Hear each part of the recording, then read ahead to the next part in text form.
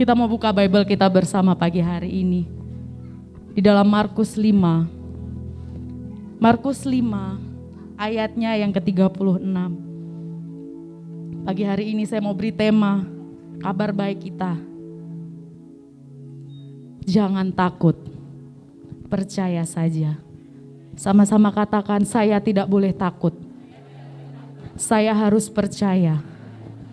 Percaya kepada apa? Pada rancangannya, pada janjinya yang pasti akan digenapi dalam kehidupan kita. Yang percaya katakan amin. Markus 5 ayatnya yang ke-36. Begini bunyi firman Tuhan. Tetapi Yesus tidak menghiraukan perkataan mereka dan berkata kepada kepala rumah ibadat, jangan takut, percaya saja. Kepala rumah ibadat sedang ada dalam kondisi anak yang dia sayangi sedang sakit keras, bahkan hampir mati. Orang tua mana yang tega melihat anaknya sakit keras, melihat anaknya mau mati, anak yang disayanginya sakit. Dia mencari pribadi yang benar, yaitu pribadi Yesus Kristus. Dia percaya, aku percaya Yesus pasti bisa menyembuhkan anakku, bahkan mati sekalipun Tuhan bisa membangkitkan. Kita diingatkan pagi hari ini, jangan pernah takut Bapak Ibu, sakit penyakitmu, hutang piutangmu. Bagaimana saya bisa bayar sekolah anak saya? Bagaimana saya bisa bayar kontrakan saya? Toko saya, usaha saya itu belum laku-laku, Pastor, saya harus gimana? Firman Tuhan pagi hari ini berkata, jangan takut. Tuhan sendiri yang berkata, nak, jangan takut, aku bersamamu. Yang berkata itu bukan manusia, bukan orang pintar, tapi yang berkata Tuhan sendiri, Yesus Kristus. Jangan pernah takut.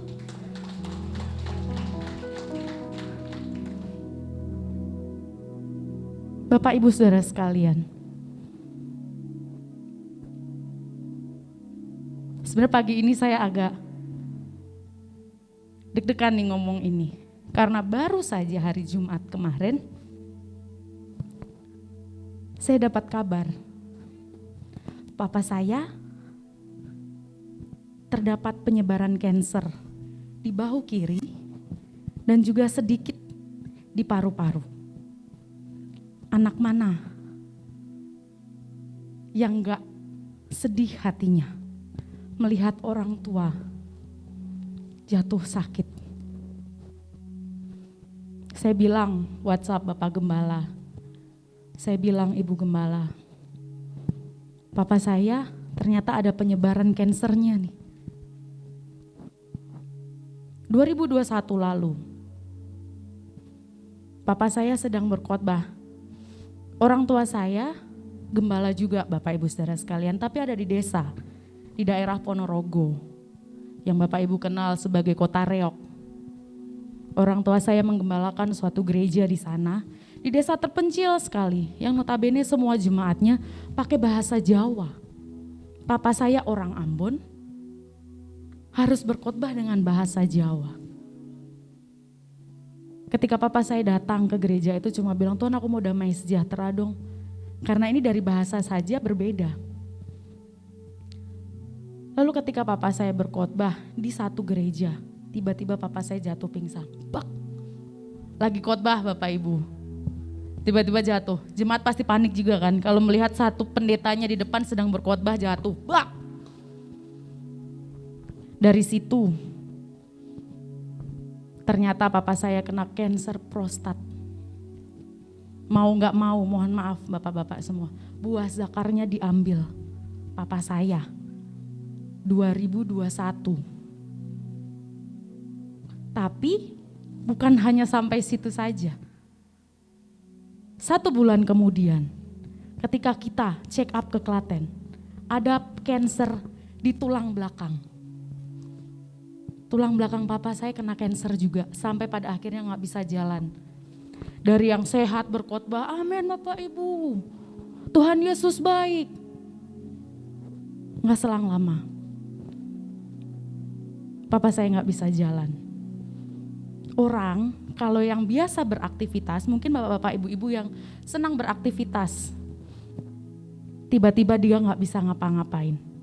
Sedih hatinya, khawatir pastinya, takut pastinya.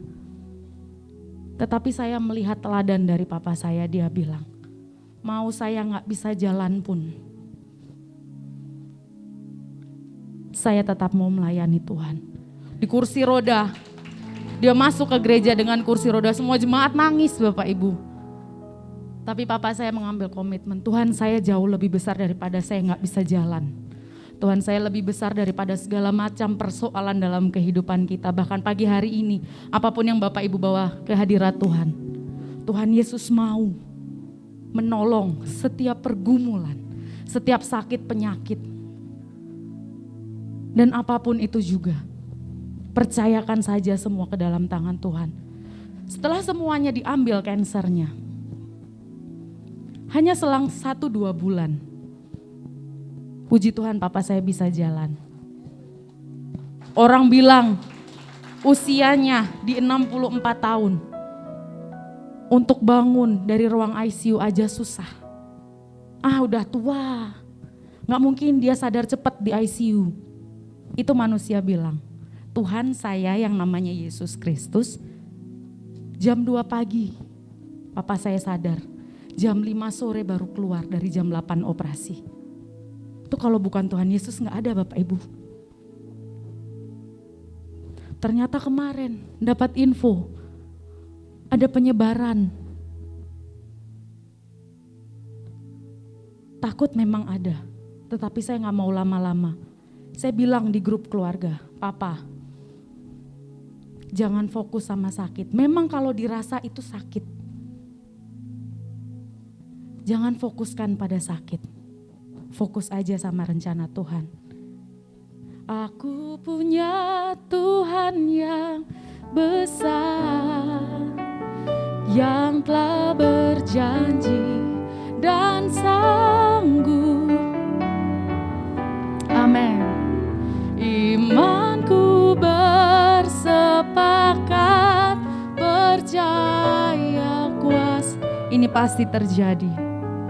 Ku terima sekarang kemenangan darimu. Walaupun saya gak tahu ke depannya apa yang akan terjadi sama papa saya, sekalipun Tuhan panggil papa saya tahu papa saya pulang kemana.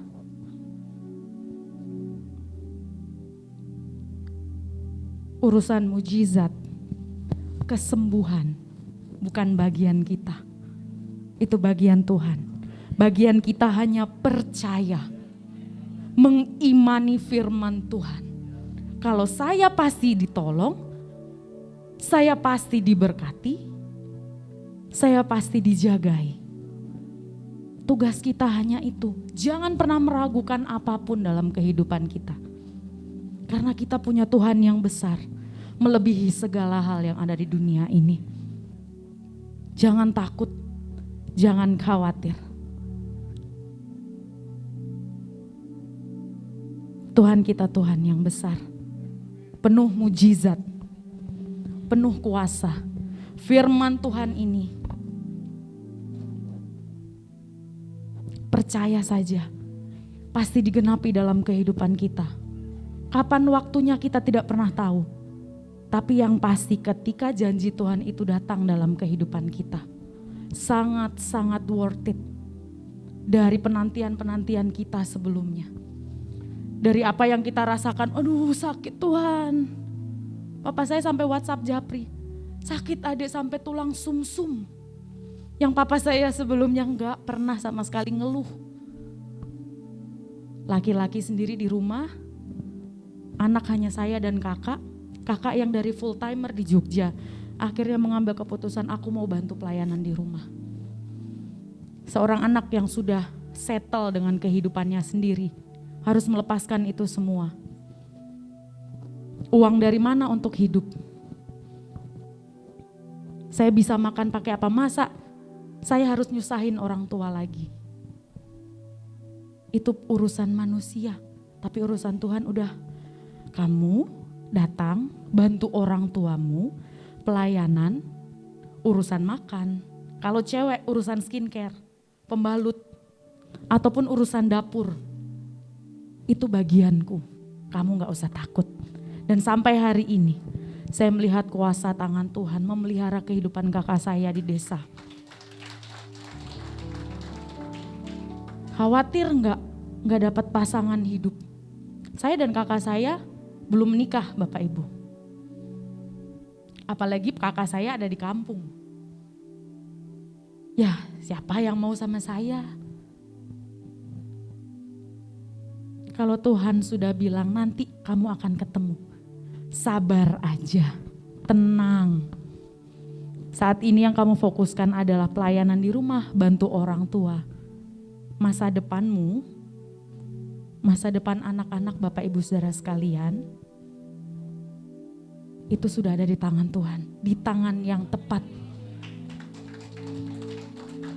Jangan pernah ragukan dan takutkan pada Tuhan Yesus. Dia mau masuk SD mana, SMP mana, SMA mana, kuliah di mana, dan pada akhirnya nanti dia kerja di mana. Tuhan sudah atur Bapak Ibu. Lakukanlah saja tanggung jawab kita. Saya belajar, mendidik anak.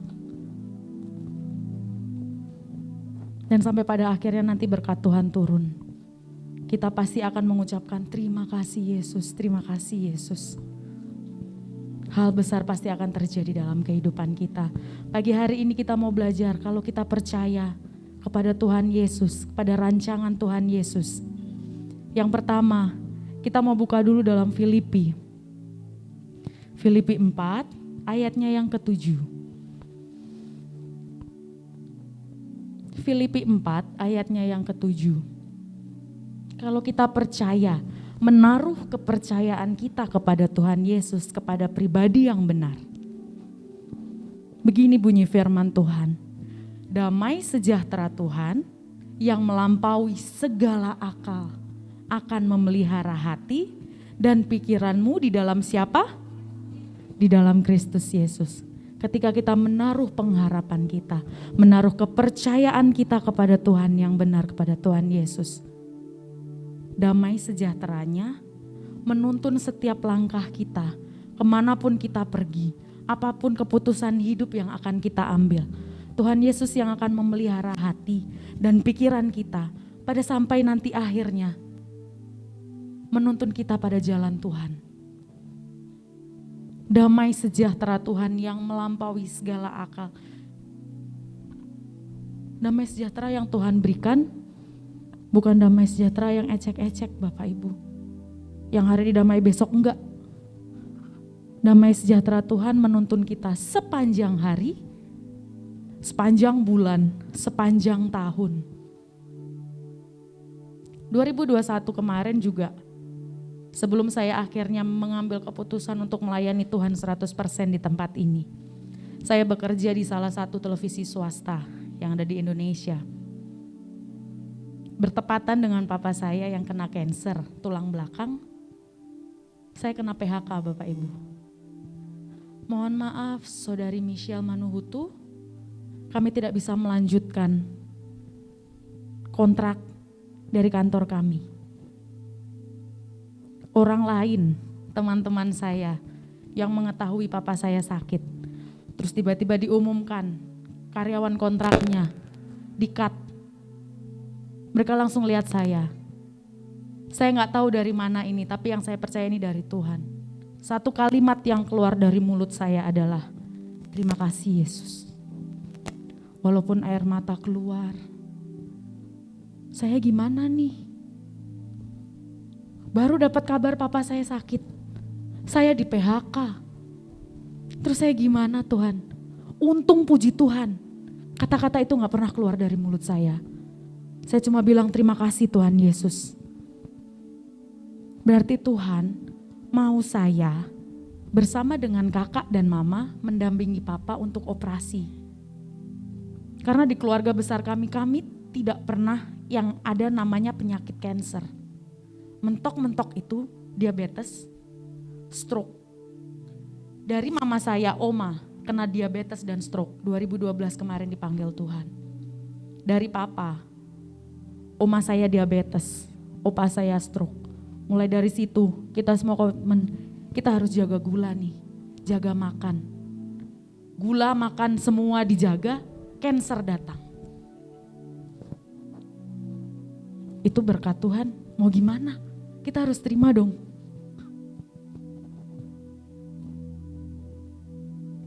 Setelah di PHK, saya pulang. Oke Tuhan, aku pulang. Langsung saya cari kos-kosan yang untuk nitip barang. Karena saya mau pulang, saya bilang Bapak Gembala dan Ibu Gembala, saya pulang dulu, saya mau dampingi Papa Mama. 2 hari Bapak Ibu, 2 hari berselang.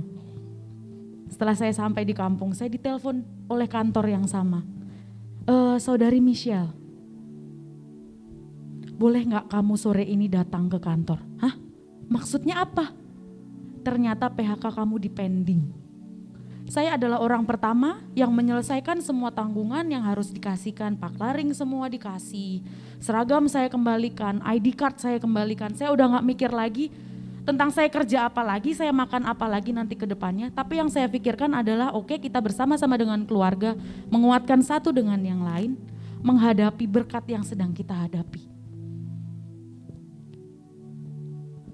Ternyata ketika respon hati kita benar, itu gak akan lama. 2 hari berselang, saya dipanggil lagi ke kantor. Saya bilang, mohon maaf, papa saya sakit, saya harus dampingi papa saya. Jadi mohon maaf. Kantor mau menunggu saya selama 1 bulan. Tidak ada kantor yang setelah mem-PHK karyawannya mau tunggu karyawannya datang lagi 1 bulan. Itu kalau bukan Tuhan Yesus gak ada.